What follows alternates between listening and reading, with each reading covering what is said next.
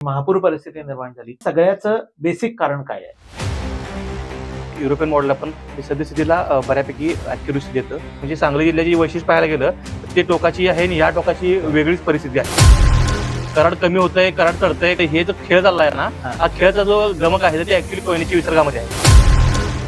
पूर परिस्थिती ही वेगळी गोष्ट आहे आणि महापूर परिस्थिती वेगळी गोष्ट आहे. आपण हिप्परगेवरती वर्षभर बोलत नाही, आपण अतिक्रमणावरती वर्षभर बोलत नाही, आपण ह्या 10-15 दिवसामध्ये आपण बोलतो. तर या ऑगस्ट मध्ये साधारण तुमच्या मॉडेलनुसार काय परिस्थिती राहील? नमस्कार, मेड इन महाराष्ट्र चॅनल बघणाऱ्यांचं सगळ्यांचं स्वागत. नुकतंच आम्ही पुरावरती पॉडकास्ट केलं होतं आणि त्याला आपण सगळ्यांनी उदंड प्रतिसाद दिलात. त्यामुळे आपल्याला अनेक माहिती आपल्यापर्यंत पोहोचली, असं आम्हाला तुम्ही प्रतिक्रिया दिल्यात, त्याबद्दल पहिल्यांदा सगळ्यांचे आभार. आणि आता आपण याच्या कारणांकडे जाणार आहोत आणि याच्या कारणांचा अभ्यास करत असताना आपल्याला सगळ्यात महत्वाचं कारण त्याच्यातलं आहे की ते म्हणजे हवामान आणि हवामानाची बदलती परिस्थिती. तर त्या संदर्भामध्ये सातत्यानं लोकजागृती करणारे राहुल पाटील सर आपल्यासोबत आहेत. ते मुख्य प्रबंधक हवामान साक्षरता अभियान असं ते काम पाहतात. तर त्यांचं मी मेड इन महाराष्ट्राच्या स्टुडिओमध्ये स्वागत करतो. सर नमस्कार. नमस्कार सर, आपण आता सर्वांनीच या सांगली परिसर असेल किंवा कोल्हापूर परिसर असेल किंवा एकूणच या पश्चिम महाराष्ट्रातल्या अनेक ठिकाणी आपण पाहिलं तर पुराच्या परिस्थितीला तोंड दिले. आणि एकूणच महाराष्ट्राचा विचार करता संपूर्ण महाराष्ट्रामध्ये कधी नव्हे ते अशी परिस्थिती उद्भवलेली आहे की बरीचशी धरणं जी आहेत ती भरत आलेली आहेत किंवा भरली आहेत किंवा सोडायची परिस्थिती याच्यामध्ये निर्माण झालेली आहे. अशा पद्धतीचा पाऊस गेल्या काही वर्षात आपण अभावानंच पाहिलेला आहे, म्हणजे सातत्यानं पडत जाणारा पाऊस.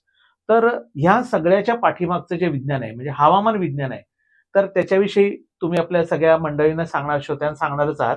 तर पहिल्यांदा मला असं सांगा की आत्ता जी परिस्थिती उद्भवली होती, गेल्या काही 15 ते 20 दिवसामध्ये परिस्थिती जी उद्भवली होती, साधारण 12, 13, 14 तारखेपासून पाऊस सुरू झाला आणि तो अजूनही थोड्याफार प्रमाणात चालू आहे आणि त्यातून पूर परिस्थिती निर्माण झाली, महापूर परिस्थिती निर्माण झाली. तर ह्या सगळ्याचं बेसिक कारण काय आहे? मुळात याचं बेसिक कारण बघितलं तर साधारणपणे पाठीमागची हिस्ट्री पाहिली तर सगळे जे महापूर आहेत हे साधारणपणे जुलैच्या मध्यापासून पुढे मग ऑगस्टच्या एंड पर्यंत किंवा 15 सप्टेंबर पर्यंत परिस्थिती या पद्धतीने राहू शकते. मुळात हे जे मॉडेल आहेत, सुपर कॉम्प्युटर बेस्ड मॉडेल जे आहेत, तर त्या मॉडेलनुसार हा हवामानाचा अंदाज व्यक्त केला जातो. जे जगामध्ये मोजकेच 6-7 मॉडेल जे आहेत त्यापैकी जे युरोपियन ऑथॉरिटीचं जे युरोपियन मॉडेल आपण ढोबळमानाने म्हणू शकतो, हे जे मॉडेल आहे ते सद्यस्थितीला बऱ्यापैकी ॲक्युरेसी देतं, बऱ्याच भागामध्ये चांगल्या ॲक्युरेसी देतं. म्हणजे आपण हे उदाहरण आपण एका उदाहरणाद्वारे समजू शकतो. म्हणजे जसं वर्ल्ड कपला एखादी टीम उतरते त्यावेळी त्याची मदार ज्या खेळाडूवर असते जो सातत्याने परफॉर्म करत असतो, सातत्याने चांगली कामगिरी करत असतो, त्यावरती आपली मदार असते की तो आपल्याला जिंकू देऊ शकेल. तसं आपण हवामानाच्या बाबतीमध्ये आम्ही काय करतो की सातत्याने जी ॲक्युरेसी देते मॉडेल आणि सातत्याने बऱ्यापैकी जे चांगलं परफॉर्मन्स आहे त्यावरती आम्ही या ठिकाणी डिपेंड करतो. तसं मॉडेलची मतं जर वेगळी आली तर मग त्याचा सार काढून मग हे करणं खूप मुश्किल होतं. त्यामध्ये सातत्याने जो चांगला परफॉर्म करतो त्या युरोपियन मॉडेलनुसार साधारणपणे 5 तारखेच्या दरम्यान स्पष्टता आली होती की साधारणपणे 14-15 तारखेपासून चांगल्या प्रमाणात पाऊस चालू होतोय. त्यासाठी जे मुख्य कारण होतं ते साधारणपणे बंगालच्या खाडीमध्ये, म्हणजे आपल्याला श्रोत्यांना माहित असेल की नागपूर कुठे आहे नकाशावरती आणि कलकत्ता कुठे आहे. नागपूर आणि कलकत्त्यामध्ये जो बंगालचा उपसागर आहे ओडिशाच्या किनाऱ्यापट्टीला लागून, त्या ठिकाणी कमी दाबाचं क्षेत्र निर्माण झालं आणि ते कमी दाबाचं क्षेत्र निर्माण होतं थोडंसं ते त्याचा दाब वाढवतं, दाब कमी करतं आणि त्याची तीव्रता वाढवतं. तर तीव्रता वाढवल्यानंतर परत ते निवळतं आणि लगेच सक्सेसफुली दुसरं तयार होतं. अशी ही सिरीज 2-3 ह्याची चालू होती त्या ठिकाणी. त्यामुळे हे साधारणतः 10 दिवस पाऊस आपल्याला दिसला, त्यातला 5 ते 6 दिवस तो चांगला पाऊस दिसला. त्या सिस्टीममुळे तो चांगल्या प्रकारे होता. तर त्या ठिकाणी सिस्टीम असल्यानंतर या ठिकाणी पाऊस कसा पडतोय हे साहजिकच आपल्या लोकांना प्रश्न पडला असेल. तर ज्यावेळी त्या ठिकाणी कमी दाबाचं क्षेत्र तयार होतं तर ते कमी दाबाच्या क्षेत्राची जी काही निर्मिती आहे त्या निर्मितीनंतर जे वारे जे आहेत ते वारे साधारणपणे घड्याळाच्या काट्याच्या विरुद्ध दिशेने त्या ठिकाणी फिरतात. चक्री आणि तर त्यामध्ये घड्याळाच्या काट्याच्या विरुद्ध दिशेने जर वारे फिरत असले तर ते वारे साधारणपणे आपल्या समुद्रावरून, अरबी समुद्र आपल्याकडे आहे इथे, तर अरबी समुद्रावरून ते वारे पूर्णपणे खेचून घेत असतात. वारे इकडून यायला चालू झाले तर त्याबरोबर पाण्याची वाफ आणि त्या अनुषंगाने जी बाष्प आहे, वाफ आहे, त्यानंतर काही प्रमाणात ढग आहेत ते सुद्धा ते ओढून घेत असतं. तर आपली सह्याद्रीची जी उंची पाहिली तर ती उंची त्या मानानं खूप जास्त आहे. बरं. तर त्यावेळेला तो एकदम जोरामध्ये ज्यावेळी वारे ओढून घेत असतात त्यावेळी खूप या भागामध्ये जे बाष्प आहे तर ते येत असताना थटतं आणि कोकणामध्ये चांगला पाऊस पडतो. बरं. अति ढग किंवा अति जर बाष्प असेल तर ते मग काय होतं की ज्या प्रकारे आपण दूध तापायला ठेवल्यानंतर जे काही प्रमाणात ओतू जातं अति तापमान आल्यानंतर, तसं जास्त प्रमाणात बाष्प जर असेल तर ते काही प्रमाणात ओतू जातं आणि ते मग घाट माथ्यावर येतं. घाट माथ्यावरून काही प्रमाणामध्ये घाट माथ्याच्या उताराला येतं. आपल्याकडे सांगली जिल्ह्यामध्ये किंवा कोल्हापूर जिल्ह्यामध्ये हे असेल शाहूवाडी असेल किंवा गगनबावडा भाग असेल किंवा आपल्या सांगली जिल्ह्यामध्ये शिराळा असेल, वाळव्याचा काही भाग असेल, हा घाटमाथ्या सह्याद्री घाटमाथ्याच्या उतारावरती आहे. या ठिकाणी पाऊस पडतो. सांगली जिल्ह्याचं वैशिष्ट्य जे कायमचं आहे त्यामध्ये शिराळामध्ये खूप चांगला पाऊस पडतो आणि या ठिकाणी वाळामध्ये थोडाफार कमी कमी होत जातं. असं करत जतकडे खूप कमी पाऊस होतो. म्हणजे सांगली जिल्ह्याची वैशिष्ट्य पाहायला गेलं तर ते टोकाची आहे आणि या टोकाची वेगळीच परिस्थिती आहे. पोहोचतच नाहीत ना तिथं, पोहोचतच नाहीत. तर ते ह्याला आपण ज्यावेळी शालेय शिक्षण घेतलं त्यावेळी आवर्षण प्रवण क्षेत्र जे म्हणत होते, मोठा शब्द अवघड शब्द होता, तर तो हाच होता की अशा पद्धतीनं जे फक्त वारेच येतात, मग त्यामध्ये काही बाष्प नसतं. म्हणजे एक प्रकारे आपण फोक्षी प्रवृत्ती किंवा एकदम फुसका बार असतो ना तसा प्रकार तो होतो. तर त्यामध्ये मग इकडे पाऊस कमी होत जातो.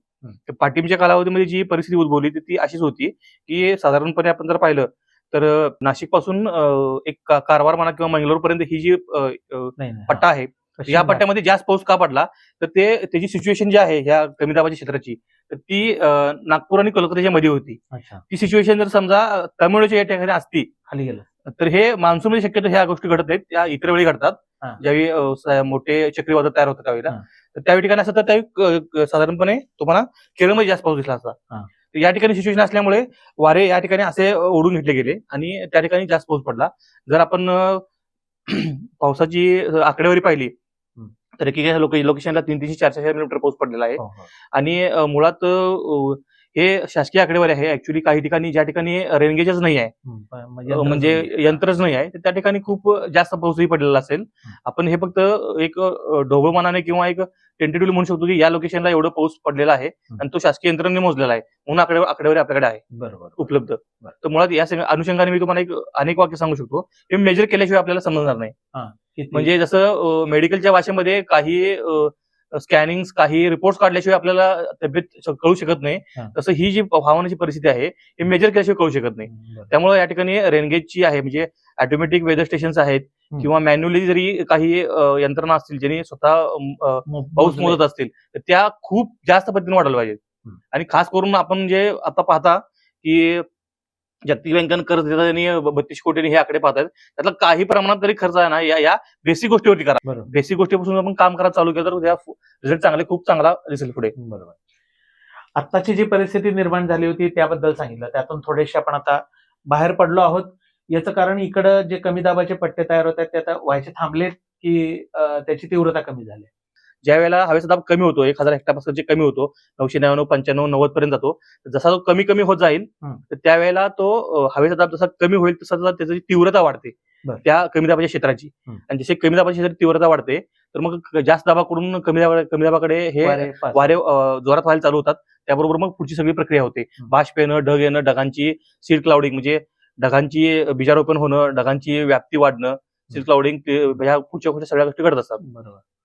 तिथं जे क्षेत्र होतं तर ते क्षेत्र थोडंफार त्यांनी मूळ त्याची जागा जी आहे तर ती सोडली. म्हणजे थोडक्यात आपल्या भाषेमध्ये सांगायचं झालं तर त्याला फेवरेबल ज्या कंडिशन होतात त्या थोडंफार अनफेवरेबल व्हायला तयार झाल्या आणि त्यानंतर त्यांनी जागा सोडल्यानंतर ते ओडिसा मार्गे, छत्तीसगड मार्गे, नागपूरच्या वरून बैतूल वगैरे हा जो भाग आहे इंदोर वगैरे मध्य प्रदेशचा, तर पूर्व मध्य प्रदेश वरून पश्चिम मध्य प्रदेश असा करत तो राजस्थान आणि त्या ठिकाणी सरकला.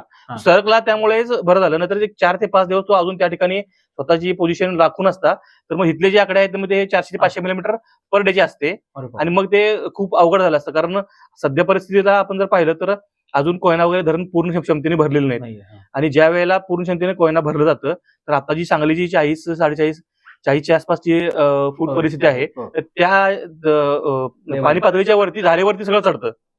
कारण हाय हे उतरतच नाही. आणि कोयना जर कसं आहे आलमटी 3 लाखाचे आकडे दिसतात पण कोयना 30,000च्या आकड्यात हे मॅटर करतात आपल्यासाठी जास्त कारण ते धारेवर चढतं. म्हणजे आता जे 2-3 दिवसामध्ये आपल्याला कराड कमी होतंय, कराड चढतंय, कराड कमी होतंय, चढतंय, तिथून पुढे मग हे ताकारी बिलोडी पूल चढते उतरते, हे जो खेळ चाललाय ना, हा खेळाचा जो गमक आहे ते ऍक्च्युली कोयनेच्या विसर्गामध्ये आहे. तर आज 12 वाजता ते रात्री ऍक्च्युली जे 40 हजार करतायत, त्यामुळे साधारणपणे जी पूर परिस्थिती जी आपण म्हणतो निवडली किंवा महापूर धोका टळला, धोका ऍक्च्युली टळला असला तरी पूर परिस्थिती गंभीर राहणार आहे. माणसाने 2 शब्द ऍक्च्युली क्लॅरिफाय करून घ्यावे. पूर परिस्थिती ही वेगळी गोष्ट आहे आणि महापूर परिस्थिती वेगळी गोष्ट आहे. महापूर आपण शब्द ज्यावेळी जोडतो त्यावेळी जे आकडे असतात, इशारा पातळीचे आकडे, धोका पातळीचे आकडे, ते आकडे मोडून त्याचा रेकॉर्ड आपण करत असतो, त्यामुळे त्याला महापूर म्हणतो आपण. महापूरचा धोका जरी टळला असला तर पूर परिस्थिती गंभीर राहण्याची शक्यता आहे. त्यामुळे ती काळजी तर आपल्याला ती काळजी आपल्याला डेफिनेटली घ्यायला पाहिजे. अजून पाणी हे आहे म्हणजे महापुराचा मी साधारणपणे या ग्रामीण भागातून येतो, अंकलीसारख्या जे नदी काठीच आहे. तर ग्रामीण भागात आमच्याकडे एक बऱ्यापैकी प्रचलित म्हण आहे, म्हण म्हणण्यापेक्षा एक लोकल भाषा आहे. महापुराचं किंवा पुराचं जे पाणी आहे ते फुटान चढतं आणि उतरताना इंचानं उतरतं. तर इंचानं उतरल्यानंतर ऍक्च्युली काय होतं, म्हणजे पूर परिस्थिती गंभीर का होते ऍक्च्युली, इंचानं उतरत असताना ते ज्या भागामध्ये पाणी आहे त्या भागात तिथं राहतं, कमी कमी होत जातं. पण त्या ठिकाणी जो सगळा जो एरिया आहे त्या ठिकाणी जी जैवविविधता आहे ती कुजली जाते पूर्णपणे. आणि ते कूज जे आहे त्यापासून रोगराई पसरण्याची धोका असते. पूर परिस्थिती गंभीर होणे याचा अर्थ फक्त पाणी वाढणे आणि त्यापासून आपल्याला नुकसान होणे असं नव्हे. त्या भागातील सगळी जैवविविधता डिस्टर्ब केली जाते आणि डिस्टर्ब झाल्यानंतर त्यातून जी रोगराई वाढते त्याचा धोका खूप असतो. म्हणजे एकावरती एक अवलंबून असणार या सगळ्या गोष्टी. आपण लहानपणी जे शिकलेलो आहे, जे आपण एक चक्र असतं जीवनचक्र, त्या जीवनचक्रामध्ये साखळी असते, ती साखळी यातली एक कडी तुटली तर सगळी साखळीचा बिमोड होतो, हा प्रकार आहे त्यातला. बरोबर. आता सगळ्यांच्या मनामध्ये असणारा प्रश्न मी तुम्हाला विचारतो की आपल्या देशामध्ये ह्या वर्षी पाऊसमान चांगला आहे असं हवामान खात्याने डिक्लेअर केलं आणि त्या पद्धतीनं आतापर्यंत हे मॉडेल सगळं चाललेलं आहे. तर ऑगस्ट महिना हा तुम्ही म्हणाल तसं पुराच्या दृष्टीनं महत्वाचा महिना आहे. म्हणजे आता जुलै एंड पर्यंत आपण आलोय आणि ऑगस्टमध्ये प्रवेश करतोय. तर या ऑगस्टमध्ये साधारण तुमच्या मॉडेलनुसार काय परिस्थिती राहील, म्हणजे आपल्या लोकांना काय फेस करावं लागेल? याला मीडियम रेंज फोरकास्ट म्हणतो आम्ही. तर शॉर्ट टर्म मध्ये आपल्याला आता दिसून येईल की या ठिकाणी आपल्याला एक कमी दाबाचं क्षेत्र तयार होतंय.